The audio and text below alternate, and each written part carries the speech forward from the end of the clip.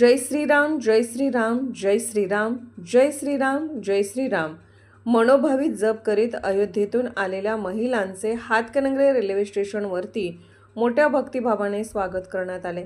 तिथून त्या सर्व महिलांना एसटी बसमधून श्री आई माताजी सिरवी क्षत्रिय समाज अंबप फाटा कोल्हापूर येथील मंदिरात भोजन करण्यात आले। यावेळी Mataji sweet, Jashwant sweet, Mahalakshmi sweet, Panchavati sweet, Bikaner sweet, Sirvi बंधू मिठाईवाले, Jagruti sweet, Rohidasji sweet, Sanjeev medical, Trimurti handloom, Jaslok sweet, Jagannath किराणा यांचे मालक व मित्रपरिवार उपस्थित होते। प्रतिनिधी सागर जमने, कुंभोज।